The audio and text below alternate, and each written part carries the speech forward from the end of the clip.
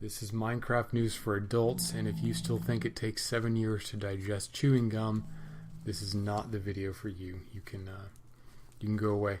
Our first news article today is going to be the FCC's attempts to reclassify the internet outside of the bounds of net neutrality established by the Obama administration. The current rules mean that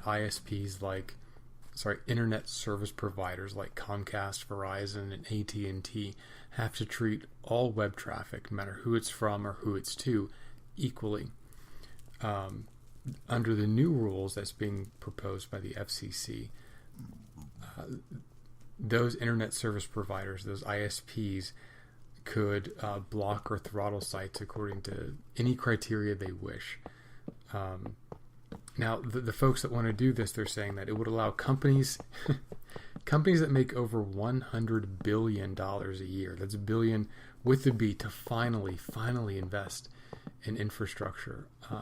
If you look around, there are a lot of countries in the world that obey net neutrality and which manage to invest in their infrastructure just fine.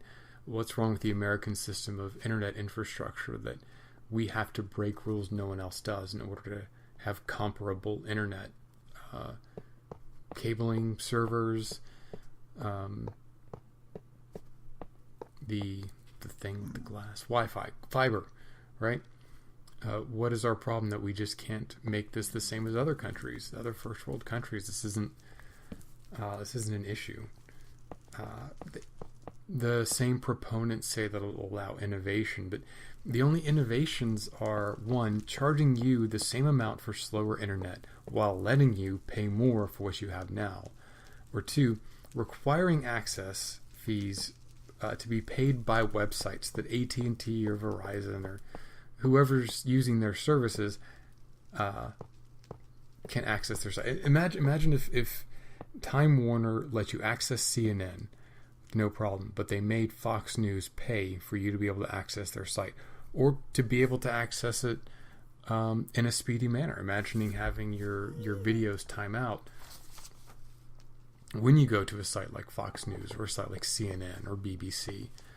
Can you imagine if YouTube's barely profitable right now? I might talk a little bit about YouTube later, but they're barely profitable right now, and they have a huge monetization issue.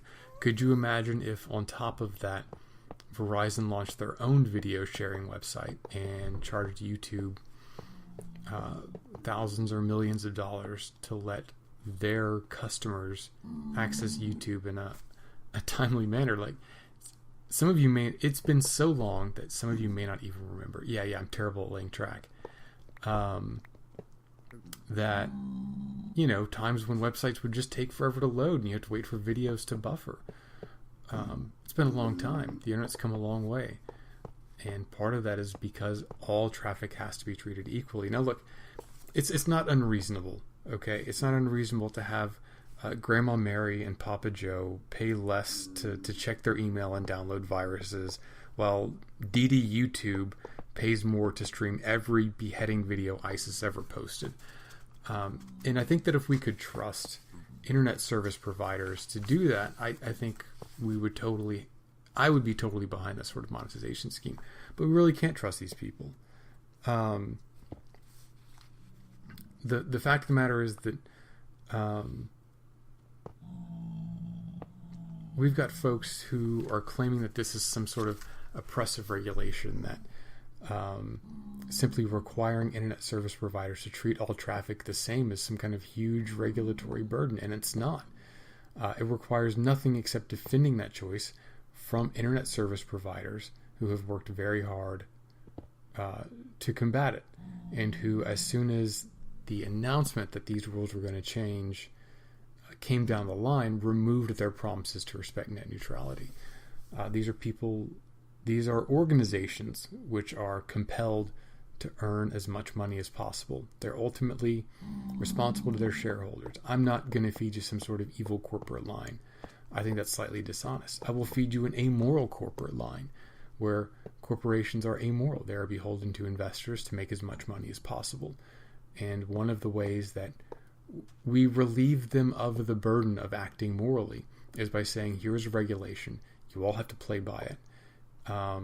Therefore, you are on equal competitive ground, and you don't have to pass up money to do the right thing. You just have to do the right thing. And the right thing is just letting folks access whatever websites they need, and not having separate fast lanes or slow lanes for anyone in particular.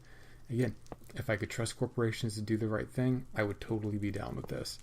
But they won't. They absolutely won't. It's not their job to do the right thing. It's their job to get money. I mean, look, it is a clear-cut case where if we give these people the right to do this, in a couple of years, we're going to have to come back and actually regulate them. It's a clear-cut example of not providing this sort of direction from the government, from people, is going to result in regulation, because we are going to have to come back and regulate this stuff. A great example of that is websites. Recently, it was discovered that 482 out of the top 50,000 websites install keylogging software. It's ostensibly set up so that they can understand how users use sites. But nonetheless, they record personal data and store it remotely without users' consent, and they use it without users' consent. That's social security numbers, it's bank account numbers and passwords. Obviously not the passwords for their sites. Some of the folks that use this, Samsung, Reuters, Home Depot, CBS News, just some of them. Your data, I try to keep Minecraft news for adults down to one general broad reaching statement of principles per episode, especially now that these things are shorter. I don't want to overload anybody with anything. But your data should be treated as your property. You should be compensated for it when someone makes money. You should be able to demand it back, and you should know when it's being transferred. That's not an insane idea. That's how it should be. It is your data. End of story. As you can see today in Minecraft, I am just laying some track. I'm trying to move some bases. I will try to have more entertaining Minecrafties. This is just...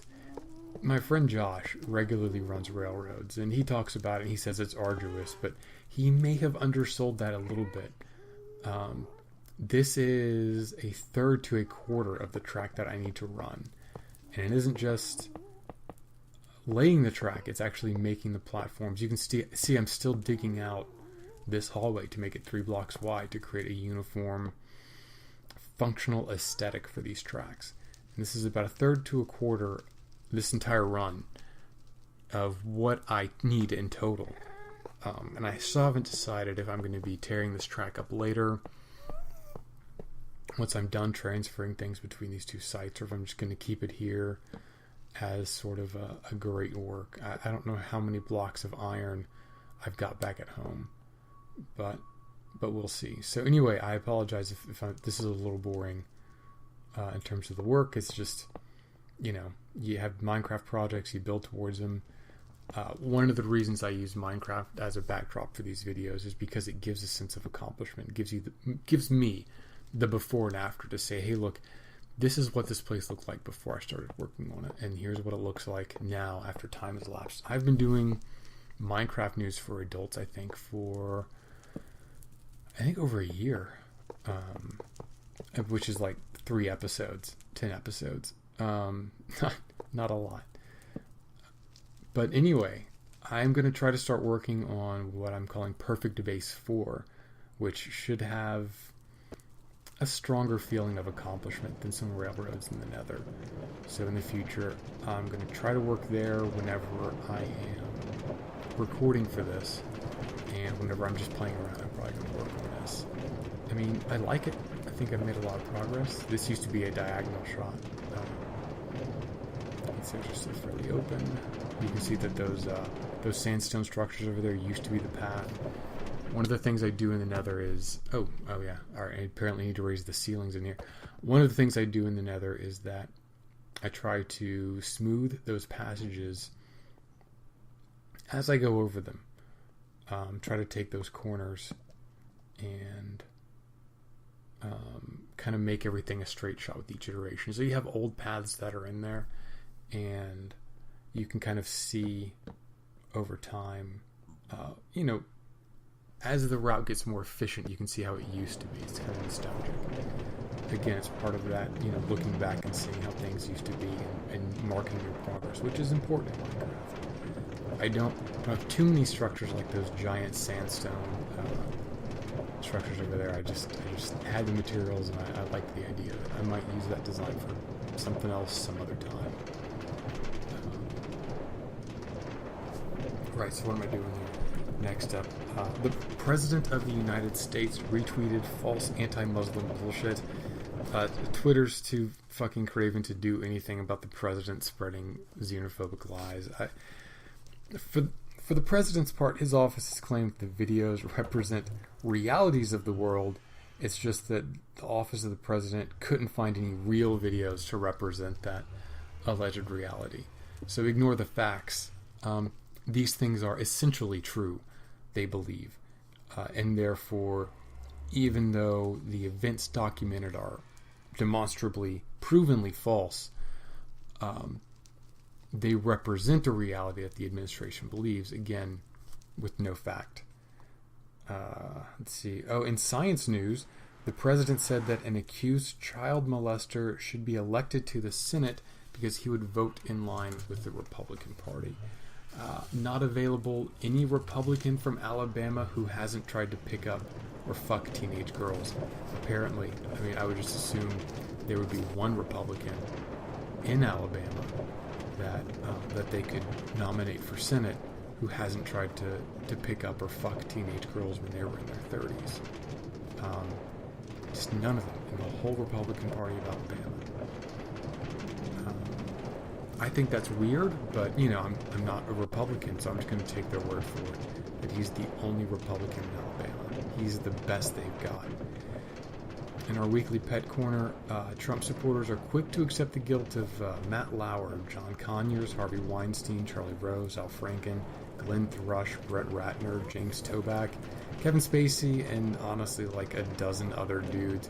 But somehow Senate candidate Roy Moore is just the victim of a massive left-wing conspiracy, despite at least 5 accusers, and a community which has acknowledged his behavior and the shield of government service he hid behind for decades while he did this stuff. People talk about virtue signaling, and I always think about that. There's an article about adults using children to satisfy their sexual urges in one way or another, and there's always some asshole who's like, oh, that's so terrible, I want to really hurt that guy. And it seems obvious, so I think it's good to occasionally reaffirm our basic principles on these sorts of things. Hey, I want to punch a Nazi. I think that's a great message to have for people. And there are people who are like, oh, blah, blah, blah. Congratulations, everyone agrees with you. Well, one, not everyone agrees with you about the Nazi thing. But I just notice, and I would ask that you notice in the future, how quick some people are to jump on these sorts of accusations for apolitical individuals versus, man, this arrow's been here for a long time, I'm going to miss this arrow, versus how those people jump on Roy Moore. And I think that you might notice a slight difference between their reluctance to go after Roy Moore and their ability to believe that other people are child molesters in the absence of full evidence. I don't know. Maybe these accusations aren't true. I'll admit that. Maybe they're not true. But the confidence from some motherfuckers that they aren't is fucking partisan as hell, and you know it. Another Republican could have swapped this seat. But this is not about the party. It's not about trying to fuck teenagers when you're in your 30s. It's about folks trying to get steaming pieces of shit into office while decent folks say that they shouldn't. It's about partisan troglodytes getting to dunk on Americans with a conscience because they can. If someone looks you in the eye and says, Roy Moore is innocent, they are doing it to get you to vote in such a way that you become complicit in making our highest elected officials completely unaccountable for their actions, and to preserve the mass illusion of the president's populist powers. Fuck those people. I don't know. I watched Stranger Things lately. At Quentin Tarantino and Star Trek news, that's a whole thing. There's that new Infinity War trailer. There's new BattleTech game news of all things. I think Polygon said that it's the year of BattleTech in 28, which... Wow, okay. I'm working on an Orville podcast. That's kind of a thing. I got the Beige and the Bold happening. I have, of all things, 17-1 things happening. I'm about to run a Planet Mercenary campaign for the Schlock Mercenary role-playing game. This Magic the Gathering Unset came out. There's news related to that and Commander and different card types and all kinds of good stuff. Elder Dragon Rules Committee Highlander. But you know what? I mean, not today. I don't... How are you not affected by this? How are you just looking at this guy? And there are people out there who just pretend that this guy is as innocent as the driven snow. They're unaffected by it, and they spout it like it's some sort of objective truth. And you could just put up a different Republican there, and you could head it off. But no, they want to have this guy because they want to show that nothing can stop them, and they'll create any set of facts to do it. And it's just, Russia spread Ruthenium 106 over Europe. That's a headlining story. That's important. That's in my wheelhouse. That's my whole thing. But I'm not gonna. I don't have time to do that today. I'm also trying to get used to this shorter format. But whatever, man. Anyway, I'm gonna lay some more track until I get a good sign off.